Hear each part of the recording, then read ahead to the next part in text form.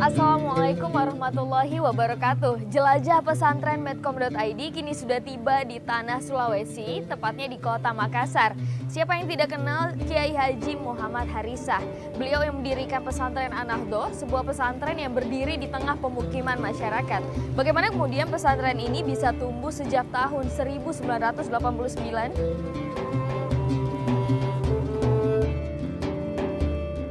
Diawali dari sebuah pengajian berisi 7 orang anak usia 10 tahun, Kiai Haji Muhammad Harisah mengajak anak-anak ini untuk belajar mengenai fikih, akidah, dan berbagai ilmu agama. Kepekaan yang tinggi terhadap agama dan kepedulian terhadap generasi yang akan datang mendorongnya untuk terus mengajar. Beliau prihatin terhadap kondisi anak yang tidak memiliki etika baik. Dulu, kriminalitas terbilang tinggi di sekitar kampung ini, serta banyak anak-anak yang mengikuti gaya pergaulan bebas. Alhamdulillah, dengan pendidikan agama yang baik, hal-hal tersebut ikut terminimalisir. Masyarakat sekitar kemudian tertarik dan menitipkan anaknya untuk diajari ilmu agama. Diakui, tidak semua orang tua mampu mengajarkan pengetahuan agama secara mendalam. Rumah kediaman Kiai Haji Harisah sampai-sampai tidak muat hingga akhirnya harus memindahkan kegiatan belajar ke masjid. Permintaan warga sekitar tersebut beliau anggap sebagai amanah yang harus diemban. Tahun 2013, sepeninggal Kiai Harisah, pesantren kemudian dikelola oleh Kiai Haji Afifuddin Harisah, putra pertama almarhum Kiai Harisah sekaligus murid pertama yang diajar oleh sang Kiai. Alhamdulillah pada saat itu memang masyarakat sangat membantu ya. Jadi tanpa dukungan masyarakat tidak akan mungkin pesantren ini bisa besar. Jadi, makanya modal pertama dari pesantren ini bukan dari uang kiai, bukan dari uang yayasan, tapi dari bantuan-bantuan masyarakat waktu itu. Ada juga bantuan pemerintah ya, ada itu, tapi memang fondasi utama adalah dari kontribusi dan dukungan masyarakat. Makanya pesantren An-Nahdhoh ini sebenarnya adalah milik masyarakat, bukan milik keluarga. Jadi itu uniknya. Nama An-Nahdhoh berasal dari dasar perjuangan Nahdlatul Ulama yang memiliki arti kebangkitan, bercita-cita sebagai lembaga yang dapat mentransformasi moral dan pendidikan menuju akhlakul karimah.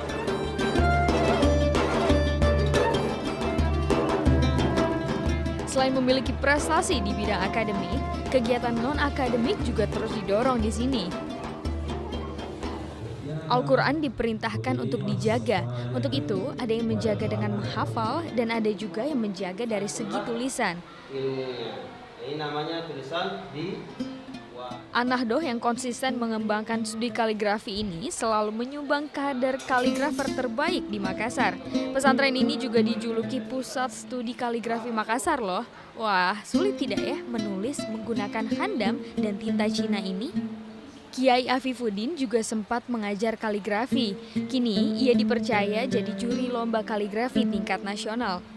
Menurutnya, kaligrafi adalah seni yang menyejukkan hati, seakan kita sedang membahagiakan Allah dan umat. Ada juga nih ekstrakurikuler tari tradisional khas Makassar. Tarian ini biasa digunakan sebagai tari sambutan. Wah, menarik ya. Lain lagi bela diri. Ekskul ini merupakan yang paling marak diminati para santri. Lihat saja jumlah pesertanya, ramai sekali ya. Serunya lagi, mereka selalu berlatih di area lantai 5 gedung pesantren ini. An-Nahdhoh tetap adaptasi budaya lokal dengan menerapkan terjemah kitab ke bahasa Bugis, serta mendengarkan ceramah dengan bahasa Bugis.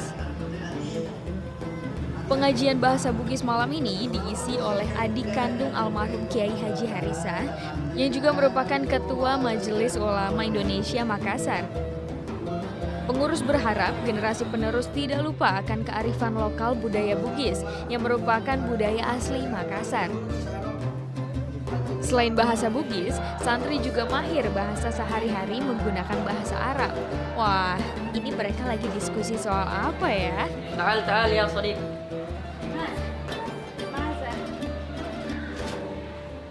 حديث النبي صلى الله عليه وسلم عن أبي هريرة رضي الله عنه قال قال النبي صلى الله عليه وسلم تجد من شرار الناس يوم القيامة عند الله ذا الوجهين.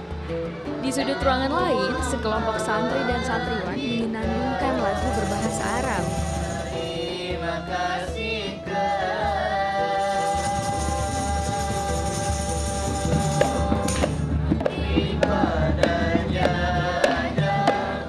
Berbicara soal santri, ada Aifda, santriwan usia 16 tahun kelas 11 IPA, sudah 5 kali berturut-turut selalu dapat ranking 1. Ia juga unggul di ekstrakurikuler IPA. Awalnya kan di persyaratan lomba cuma mengatakan eksperimen, tapi karena pembinanya bilang coba cari ide yang bisa bermanfaat setelah digunakan gitu. Dan jadi kita berpikir coba berbagai macam cara kita lihat di YouTube, cara buat yang maksudnya dari daur ulang. Tapi ternyata kita ambil buah alpukat karena selain itu banyak di pasaran, juga lebih murah. Lalu orang-orang juga jarang berpikir bahwa kulit alpukat ternyata bisa dibuat menjadi body lotion.